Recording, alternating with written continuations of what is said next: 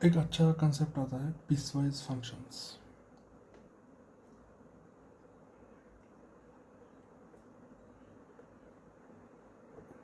यहाँ पर अभी तक हमने बहुत देखा है कि फंक्शंस सिंगल रेंज में डिफाइंड होते हैं, जैसे कि मतलब F of X is equal to X square.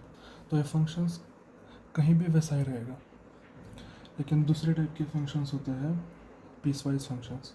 यहाँ पर अकॉर्डिंग टू द डोमेन इसकी डेफिनेशन चेंज होती जाती है। जैसे कि F of X is equal to consider कर सकते हैं 50, देन 80 एंड देन 80 प्लस 30। कौन से भी लीनियर इक्वेशंस कंसिडर कर सकते हैं, कौन से भी इक्वेशंस कंसिडर कर सकते हैं। जैसे कि इसका अभी डोमेन है इस प्रकार से।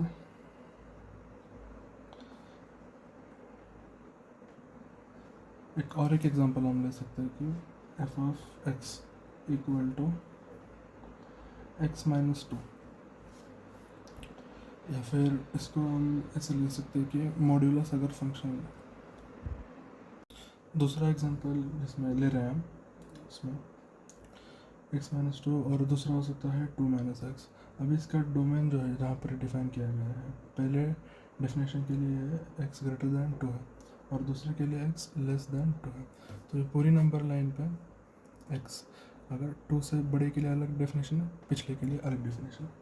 एक दूसरा अगर एग्जांपल है मॉड्यूलस के लिए, एफ ऑफ एक्स अगर मैं कंसिडर करूँ एक्स स्क्वायर माइनस 1, तो मॉड्यूलस जैसे ओपन होता है पॉजिटिव नंबर के लिए एज इट इज़ खुलेगा और निगेटिव नंबर के लिए निगेटिव होकर ओपन होता है।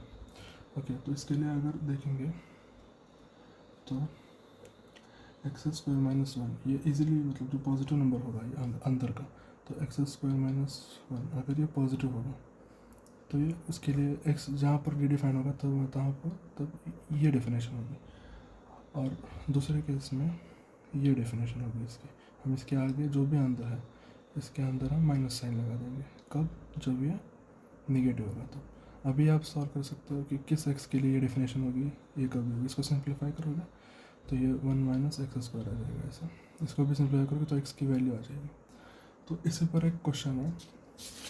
तो क्वेश्चन ऐसा है कि A B C D is a square of side L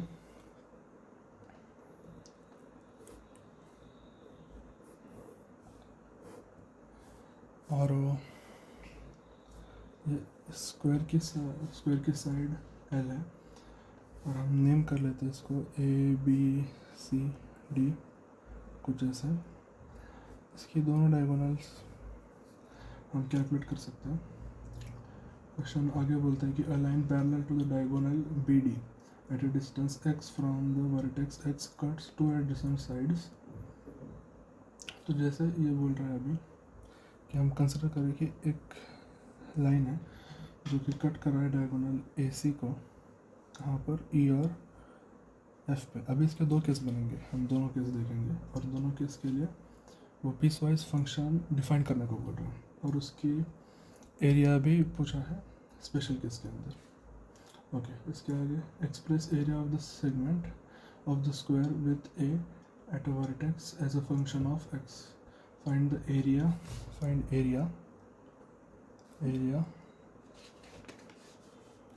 at x equal to 1 upon root 2 and x equal to 2। ऐसे हमको पूछा है when l is equal to 2। Okay, तो हम पहला केस लेंगे कि केस 1, जिसमें जो हमारा x है, x हम ले रहे हैं ये डिस्टेंस। ओके, ये डिस्टेंस ये वेरिएबल होगी, इसलिए हम इसे x ले रहे हैं, और यहाँ पर ये पॉइंट कट करेगा, इसे p लेंगे हम। तो x is equal to A P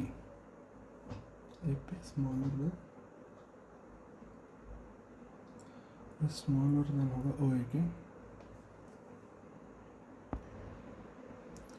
तो ये ओ लेंगे इसको, और जब ऐसे कंसिडर करेंगे कि जब हमारा वेरिएबल x है ये ओ ऐसे छोटा है, वेरिएबल ओ ऐसे छोटा है, तो हम इसके अकॉर्डिंग जब इसका निकालेंगे पाइथागोरस थ्योरम से कि ये भी l है ये भी l है, तो हमारा ए सी जो डायगोनल है ये बन जाए इसका स्क्वायर इक्वल टू ये पूरी साइड इसका square, Pythagoras theorem, L square, तो ये 2l स्क्वायर बन जाएगा।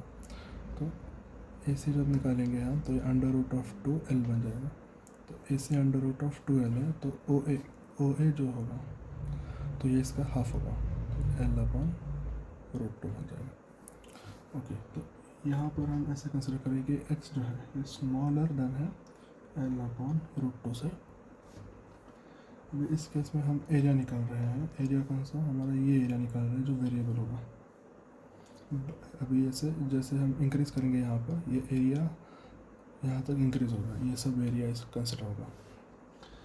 तो area of triangle A E F is equal to, अब एरिया क्या होता है, half base into height, half base into height. अब इसका बेस हम x ही लेंगे, हाफ बेस x, और हाइट इसकी सॉरी हाइट x होगी और इसका बेस 2x होगा।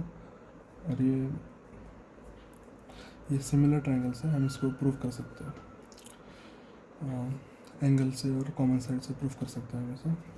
इसको जब सिंप्लीफाई करेंगे तो ये सिंपली एक्स स्क्वायर बन जाएगा। अब दूसरा केस लेंगे हम जहाँ पर हमारा x जो होगा ये x जो है एक्सीड कर जाएगा आपकी ओ से एक्सीड कर जाएगा, और तब हम कंसिडर करेंगे कि आपका जो AP है ये ग्रेटर देन OA बन जाएगा उस केस में। तो बाय डेफिनेशन अभी इसके आगे x जो है x ग्रेटर देन होगा l अपॉन रूट 2 से। तो यहाँ पर इसके साथ एक और कंडीशन होगी, और ये कंडीशन ये होगी कि x अभी हमेशा छोटा होगा रूट 2l से, तो इसको तो एक्सीड कर ही नहीं सकता, क्योंकि इस पूरे डायगोनल की जो लेंथ है, डायगोनल की लेंथ आपकी रूट 2l है, तो इससे तो छोटा ही रहेगा हमेशा। तो इसके ऊपर ये कंडीशन होती है, दूसरी कंडीशन रहेगी।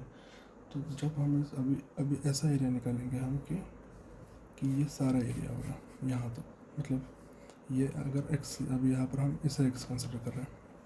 ओके, तो हम क्या करेंगे, अभी जो पूरा एरिया है इससे हम इस ट्रायंगल के एरिया को माइनस कर देंगे। तो इसकी इक्वेशन कुछ ऐसी बनेगी, एरिया ऑफ ए,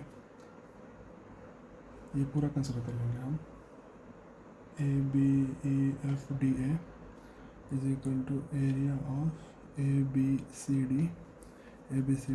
मतलब इस पूरे में से इसको माइनस कर देंगे, माइनस एरिया ऑफ, यहाँ पर भी हम वही एरिया ले लेंगे इसको। अभी सेकंड केस है तो मैं सेम ही नोटेशन यूज़ कर रहा हूँ। ओके, एरिया ऑफ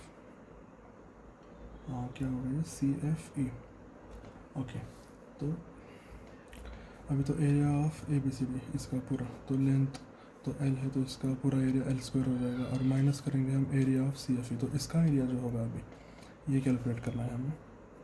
तो ये जो एरिया होगा ये, तो ये तो हम क्लियरली दे सकते हैं कि 2L रूट 2L, तो ये पूरा है, और इससे माइनस करेंगे हम x को। ओके, तो इसके अगर हम ये ट्रायंगल के एरिया में निकलेगा तो इसका एरिया हम हाफ बेस, इसका बेस क्या होगा अभी, इसका बेस इसको बाद में कैलकुलेट करते हैं, इसकी हाइट देख लेते हैं पहले। तो ये हाइट होगी रूट 2, अभी यहीं पर हमने देखा था, root 2L minus x। Okay, ये इसकी हाइट होगी, और इसका अभी जो बेस होगा ये इसका 2 टाइम्स होगा, रूट 2L माइनस x।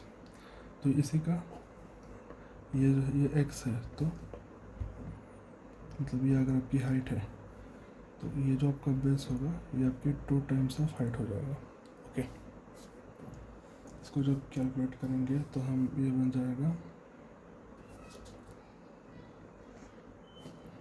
जाएगा आपका 2√2 LX minus X square minus L square.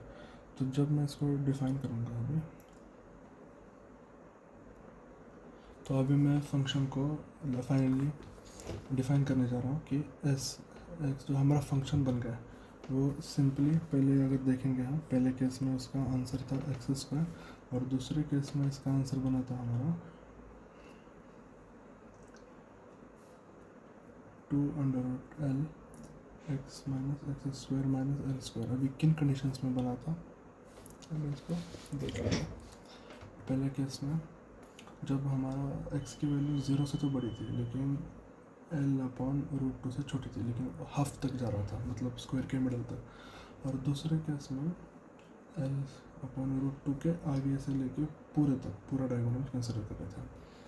तो हमको जो लास्ट में क्वेश्चन में पूछा गया था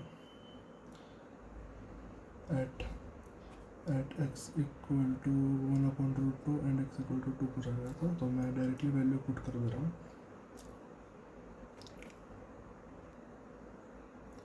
हमें बताया गया था कि l की जो वैल्यू है ये आपकी 2 रहेगी, तो मैं जैसे ही पुट करता हूँ इसको तो कोई फ़र्क नहीं पड़ेगा, लेकिन ये अंडर रूट 2 ये भी 2 बन जाएगा, ये x माइनस ये एक्स स्क्वायर माइनस ये 2 स्क्वायर ये 4 बन जाएगा। ओके, तो इसका फाइनल आंसर जो है आपका इज इक्वल टू ये बन जाएगा 1 अपॉन रूट 2 आपका, क्योंकि ये at x equal to 1 upon root 2 है, जैसे आप पुट करोगे वैल्यू मिल जाएगी। और जब हमारा x,